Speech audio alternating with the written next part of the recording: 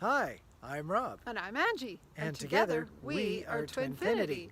We are Twin Flames back with another 11 video. It's hard to believe it's another month gone by. It feels like we just did one and now we're back with another one. But it is the 11th again. Summer feels like it's half over. Oh, wait a minute. Summer's half over. Well, for at least this part of the world anyway. Just a quick note of where we are. This is backyard shot number 496.3. We have trees in the background. Yes, we do. I suppose it's a very different shot than having, let's say, grass or rocks in the background. We've got an abundance of all three. So eventually somebody, like I've said before, will be able to stitch this all together and figure out what our backyard looks like. I don't know. There's a lot of different angles. Yes, there is. We could be out in the woods for all anybody knows. It kind of looks like it. Except I could see some of our roof in my background. Oh, Maybe not in this background. Look at that. No, you can't in this background. But for those of you that like our behind the scenes videos, you'll get a better clue of what it all looks like from when we post those. So for this video, our topic is 11 ways to thrive rather than just survive the twin flame journey. yes. So as we all know, the twin flame journey is not exactly an easy one. It can be very challenging, very painful, very long, very many things. And sometimes it's just hard, but there tends to be a trend of making it harder than it needs to be. yeah, we all suffer more than we really have to. And I say we because I was in that category. I suffered much more than I had to. But because of our many years apart, if you know our journey, you know a bit about our story. We had a long, long separation. Some of you have had longer, much longer than ours. But we've kind of learned over the years of how to have made it a little easier than it had to be, or made it easier than it had to be painful. So we thought we'd share some of those to make your journey maybe a little easier than ours was. So we have 11 points of suggestions on how to thrive, and of course, as we always say, there's many more than 11 points, so feel free to add yours in the comments. If you have things that we haven't mentioned, you can help other people that may be struggling and give them some thoughts too. We started out with potentially what felt like to be close to 20 points, and we've condensed it in and combined it in to about 11. Yeah. And it's not like there's 12 or 10, so it's not about 11.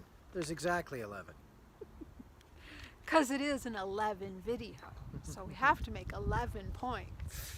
So number one is make your journey more than just about healing, work, and growth. So for many of us, we're on the destination aspect of this whole thing rather than the journey, right? We're all about let's get it done, let's get all the work done so we can get to union. But sadly, this journey does not work that way. It's not like you work through, okay, I'm going to heal this, I'm going to face that, I'm going to work through this, and then I can be in union. Sadly, no. This is not a university course Yeah. where you take a course, you pass a test, you're done. No, you learn a little bit, and then a challenge comes along, and you get to really find out how much you've learned. Yeah. So choose to have a look at the more positive or more fun parts of the journey as opposed to just trying to rush through it, because the rushing is just not likely going to work. Very few people get a chance to just rush through this. Yes. And then if you are rushing through it, often what's happening is that term spiritual bypass happens, right? Where you're missing things rather than genuinely facing them. So rather than trying to push through it, just embrace it. Be where you are and have fun with it. Don't make it all about forcing yourself to work through this and face that and, oh, I have this to heal and I have that to heal. It's all going to be healed in the end, and it doesn't mean you're going to heal it all perfectly. We're still healing even though we're in union. Just because you get to union, it doesn't mean you're perfect and you've faced everything. So you don't have to face everything before union. So just embrace things as they come rather than forcing them. Can I have a little fun with that since we're talking about Surviving? Thriving instead Perfect of surviving? word, surviving. You've been doing that a lot lately with your words. Oh man, I must be tired. These long summer days are cutting into my sleep time. I can't talk anymore. Now, what was going to be my point? I Oh yes. don't know. You never know when you're going to learn something. I just, for the first time ever, have heard the term spiritual bypassing right here in this video. See, there you go. He learned something. Yeah, she says something, I'm going, what? Where did that come from? So he's surviving. Now I'm surviving. Yeah. Okay, so what is point number 2? Find things that you love and are passionate about, like hobbies, books, music, activities, classes, etc. It is so easy to get started onto this journey, and it just overwhelms and obsesses you. You just stay fixated on it. And you take other fun things that you've had in your life and you cast them aside, all in the name of trying to make progress from the point of view of either twin flameism or spirituality. Those hobbies and the reading you've been doing and the having fun that you've been having along the way in your life, that's created a strong part of who you are. Totally. And just because you run into one thing that really grips your attention doesn't mean that the rest of it isn't still there, trying to have some fun. So try not to leave the fun things of your immediate past, because eventually when everything settles down, you'll be going back to them anyway. So just keep them there. Take time out to have a little bit of fun. Yeah, and make fun part of your journey. So many people throw away, like Rob said, throw away the fun and try to force the healing and go, okay, I gotta face this and I gotta face that.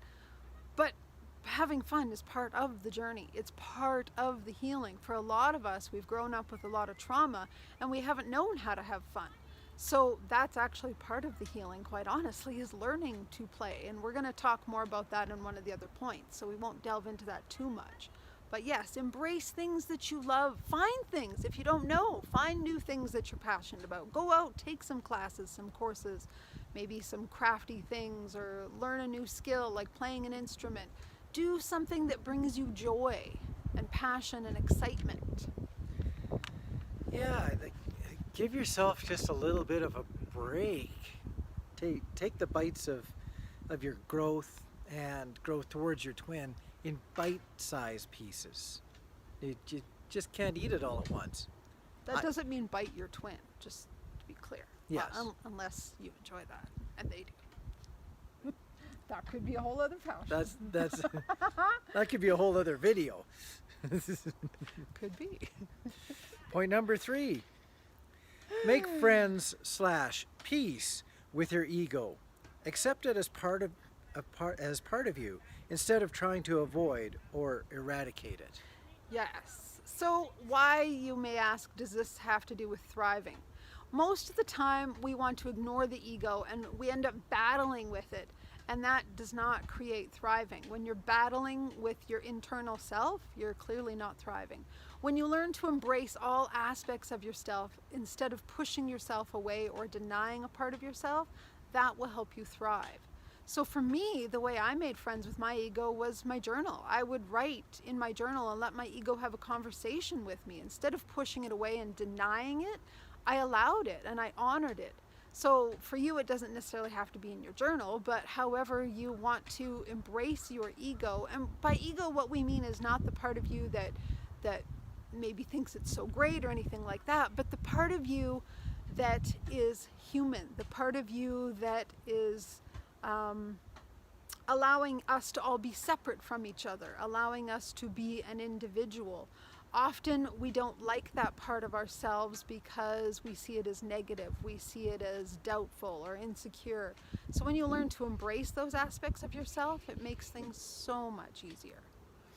And I also learned, Go ahead. You were going to say something. I also learned my ego had such a benefit. It was trying to protect me. So instead of denying it, once I learned what its purpose was and how it was serving me, I was able to embrace it rather than push it away. So find ways to work with it rather than pushing it away, and that will help you thrive so much more easy. And also remember that in many cases, your ego is also related to your bravery. If you have things you need to speak, or things that you need to do that maybe are a little bit uncomfortable, sometimes your ego is what gives you the strength to step forward with that little bit of confidence, knowing that you can conquer it, and it's just getting to the other side that you're really afraid of. So yes, making friends with your ego also helps with your confidence too, because then it unlocks the ability to step forward with a lot less fear. Yeah, true. So number 4. Are we at number 4? Yes, Yep. we are. Allow, honor, and express your feelings rather than stifling them and blocking them. So most of the time, we're either on one camp or the other. We're in the camp of, I got to face everything right now and heal and work through every block that I have. Or the other camp is, I don't want to face anything. I'm terrified of it. I don't want to look at any of it. So this goes kind of in balance with number 1, where we're saying make your journey more than just about healing. It's also not denying things when they come up. So you can't force healing, but we're also saying don't fight it. When something comes up, most of the time we want to deny it because we're terrified of actually facing it, because we're afraid that it's going to hurt so bad if we face it that we want to just stifle it any way we can, whether it's with food, drugs, sex, alcohol, escapism in any way, maybe workaholism. But when you actually just face it, it's so much easier than denying it. The more you stuff it down, the harder it gets and the worse you struggle. When you just allow it and face it as it comes, then you can work through it and then you thrive again. Because now you've released some of that pain and now you've got more joy inside of you to allow to embrace and thrive and be happy. Other ways of also expressing your feelings are through, let's say, writing or dancing, painting, singing, or anything that's really comes from the world of being creative. Yeah. So it doesn't have to be so scary to face emotions as they come up. I know, again, a lot of us have had trauma, so we're afraid of our feelings because we had to stuff them down at a very early age. But it doesn't have to be so scary. There's very creative ways that they can come out. A lot of people will dance to just get things out, or a lot of people paint or draw, or for me it was writing. I would just write and write and write. I know if you've watched our journey, we've read a lot of my journals through our story to union stuff, and that was how I expressed it. But there's many, many ways. So find creative ways that work for you. Also, if you have feelings that you're not necessarily enjoying, for example, extreme sadness to the point that you're crying, I always encourage people that if they've got an emotion that needs to come out, even if it happens to be anger, if that is your truth, if that's where you're at that moment, then kind of let it rip. Like, don't go breaking anything that's really valuable or important or anything if that happens to be an anger feeling for that minute. But yeah, don't be afraid to let those feelings flow, because if that's where you're at, that's where you're at. And Totally. And you got to honor that to understand how to either go there again in a more healthy way, or maybe even avoid it next time and just understand what's triggering you. Yep. Number 5. Get in touch with your inner child. Yeah. Embrace and play. So this can come in many ways. This can be part of what we just talked about, embracing ways of being creative. But also when you're in touch with your inner child, you are thriving, because the inner child is all about wanting to play. Granted, yes, they have emotions that need to come out too. They might have a lot of fear or abandonment issues. But when you learn to embrace your inner child, you will find a way to play in a whole new way you've maybe never experienced before. So again, dancing is common with your inner child. Even going to a playground, playing on the swings or a merry-go-round or anything like that. Blowing bubbles, blowing up balloons, playing in a thing of balls, one of those pit of balls, or jumping on a bouncy castle. Anything that brings you fun and playfulness. Yes, it's important to have fun. But if you go to the playground and find one of those big spinny carousel things, don't spin it too many times, or else then you'll feel barfy. And then you lose the joy. There's no more thriving when you feel nauseous. Yes, then you're back to surviving again. Have fun in happy ways. Leave it to Rob. Number 6, one of Angie's specialties. Yes, start a gratitude journal. In fact, I forgot I was going to bring mine out. I have a gratitude journal, and I like to write at least 5 points of gratitude a day.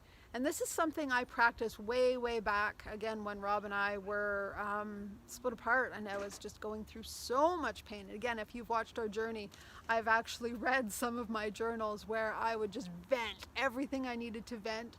And then the last thing I would do before I ended my night in my journal would write my 5 things of gratitude. And if I was having a very particularly bad day, I would find 6 things. So the worse my day was, the more things I had to find to be grateful for. And why gratitude is so important is it helps us literally rewire the brains. The neuron pathways in the brain gets rewired so that you are more able and quicker to find positive things, because let's face it, there's positive all around us. It's just a matter of, are we willing to see it or not? And when you can be grateful for the smallest of things to the biggest of things, it could be something as simple as having socks to wear. You know, who knows? Like, there's so many things to be grateful for. Colored, sparkly socks. Yes, if you're me. Mm-hmm. With hearts on them. Yes, gratitude and positivity, it's very much a practiced thing. You can practice being down and out, or you can also practice how to focus on finding the positives. And something just as simple as, it was a sunny day and I was able to go for a walk. Yeah, absolutely. Like, thriving is a choice on this journey, as it is on any journey. It doesn't have to be so painful. Yes, as we acknowledged in the beginning, there is a lot of pain on this journey. But there are ways to shift that, and you can make the choice to be happy and to thrive despite the challenges and the pain this journey has. And gratitude is one of many of those ways to enjoy and thrive. While you're on that walk, even if all you have is tough, discouraging, negative thoughts, remember, at least you could go for the walk. And look at the beauty of nature around you. Nature is a great way to have gratitude, at least for us. We love our nature. Point number 7. Yes. Find a mentor. There are numerous people online, and you know, when you find somebody who's putting out videos as an example, and you like what they hear, you resonate with what they're going to for their points or their presentations, it really does help when you find people who are on your same wavelength. Maybe they've had the same struggles, maybe they're having the same struggles. Maybe it isn't the mentor themselves, but the comments that they get from other people who are following them that you get to enjoy. Yeah. So there's so many different ways of finding people who you can relate with. It doesn't have to be a solitary journey. And as much as sometimes you hear tough comments, sometimes there's positive comments too. And it's really sometimes fun to watch. If you've seen someone making comments where you can tell that they've been struggling, and then they have a few aha moments and they have to comment some of the really positive or enlightening things that they've now invited into their lives. So it's fun to find a mentor. It really is. And your mentor can or doesn't even have to be on the twin flame journey. I mean, sometimes it's beneficial if they are, because then they relate to what you're going through. But even if it's a mentor in your personal life, you know, a family friend or a counselor, a coach, anybody else, just somebody that you look up to, somebody that has a life that maybe you desire and can give you pointers of how they got there, how they worked through their struggles and made it past to find joy and be able to thrive in their life. Because even people that aren't on the twin flame journey have challenges. It's not like, you know, just us on the twin flame journey are struggling. Lots of people struggle. Pretty much everybody in the human race struggles at some point in their life. So find people that have gone through challenges and worked their way through them, and find out what they did, and then you can emulate those things so you can then find positive ways to work your way through it as well. Anything else? Nothing else. Okay. Number 8. Number 8, take a break from the TF path every once in a while. Sometimes we get so obsessed with this path and we dive in so deep that we forget there's life outside of twin flameism, as Rob says. I don't know if I've ever used that word. That's You right. have. That's your word. Have That I is used definitely. it? You've used it before, but Okay. yeah, I think I coined it. Yeah, you coined it. So yeah, enjoy life outside of twin flameism sometimes. Go do things that are completely out of the realm of twin flames. Have friends that aren't twin flames. Just do Go- things for fun that don't Go to a relate. movie. Yes. Yes. A movie that has nothing to do with, the romance or the stuff that you want in your life. Just something completely different. Escapism. Yeah. Escapism does help. It breaks that chain of concentration that leads to burnout. Yes. Burnout is a big concern. You just grind and grind and grind on the same thing enough. Eventually you can't see the forest for the trees. I was just going to say, you can't focus anymore because you're so deep into it. So sometimes you got to pull back and kind of like Rob said, the forest and the trees, right? Sometimes you got to pull away from the trees so you can have an overview and see the forest rather than be staring deeply at just one tree. And then you get a better perspective, which is actually another point. Point number 9 is very much like this. We've led right into it. Let go of extremes when it comes to your twin flame. And that's, extremes can be like putting them on a pedestal or hating them. Yeah, I have got numerous favorite sayings. I've actually got hundreds of little sayings that I use every so often. But one of my favorite ones is somewhere in the middle is where the truth is when it comes to the extremes. Usually when you hear one extreme or another, somewhere in the middle is where the actual balance is. Yeah. It's very seldomly way out on the edge. So if you're extremely angry or extremely sad or if you're the twin flame on the pedestal, if you can see absolutely no wrong, sadly enough, it's going to happen. You're going to find sometime. Yeah, and then you're going to crash, and they're going to crash in your eyes. Now, sometimes being on the outside edge, playing a little bit of emotional crack the whip, sometimes that can be a little bit fun, but it's sometimes a little easier when you're on the inside of the whip and letting the outside take all the risks. So, yeah, play down the middle of the emotional realm when it comes to your twin flame. Chances are you'll be a little bit closer to where the truths really are. Yeah. And that's where you can thrive, because when you're on one extreme or the other, there's no balance. And of course, all of this journey is about balance, right? When you can find the balance and you're not so extreme, then there's more ability to thrive. When you're in one extreme or the other, you're either super high or you're super low. And there's no really thriving. You're either super thriving or you're super suffering. And neither of those is going to lead to any sort of balanced thriving. It's going to lead to an extreme crash in the end. It also limits your opportunities. When you're in the middle, you can go left or you can go right. If you're extremely right or extremely left, you can't go any further to maybe get out to where you need to be. So, yeah, take the middle ground. Yeah. Number 10.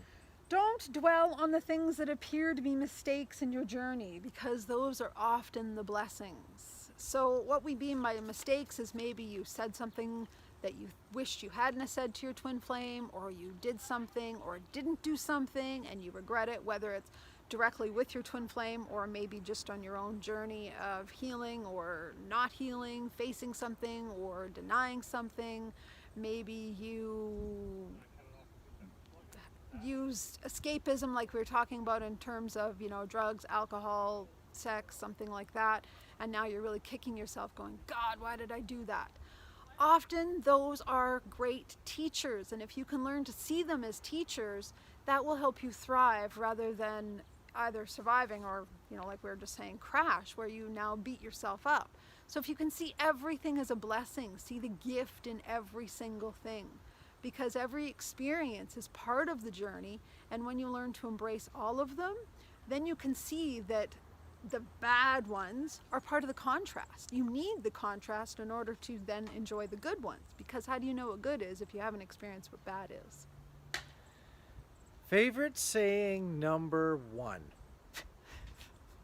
Of all my favorite sayings, if I could only have one, it's one that I use when things appear to have gone bad. And that is, things are only ever half as bad as what they seem. Yes.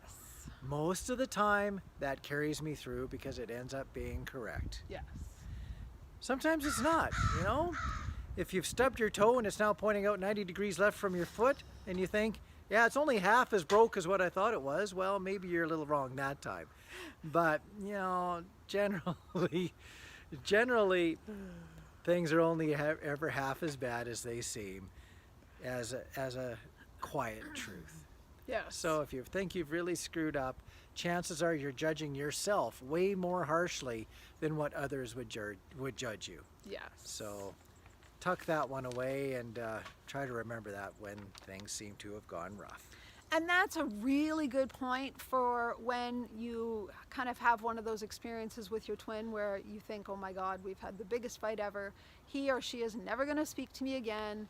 We get so many messages about that, and people are like, I think that's it. Like, it's done. They're never coming back.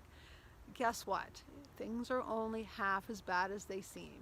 That's so common to fear on this journey, but it's really nothing to fear because you're connected. You're never not going to be connected. So often they will forget, you will forget. Rob and I have had those rough patches where you think, oh my God, I've done it. I mean, he hung up on me once. Rob's not the kind of guy to do that. He's usually peaceful and calm. I pissed him off so much once, he hung up on me. You can go ahead and bleep me. No, that was a pretty emotional moment. No, the pissed off part that I Yeah. said. I thought you were going to bleep me for that one. No, I wasn't. So don't worry. Things are only half as bad as they seem. See? Pissed off was only half as bad as it seemed. It didn't get a I bleep. didn't get a bleep. There we go. I didn't get bleeped. Number 11. Yay! You can read that one too. Okay. Pull back and remember the bigger picture of your journey. So always look at the higher perspective. And that's kind of what we were talking about with pulling away from the trees and being able to look at the whole forest. When you can see things from the higher perspective, you can gain a higher perspective and understand the bigger picture of why you're in this journey, what it's really about. Because when we get so deep in it, we sometimes get way overwhelmed in it. And it gets so overwhelming because we're thinking, oh my God, I got to face this and I got to look at that and I got to deal with this.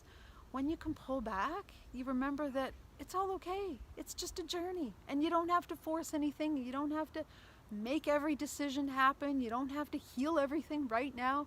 You can just sit, relax, enjoy, and thrive.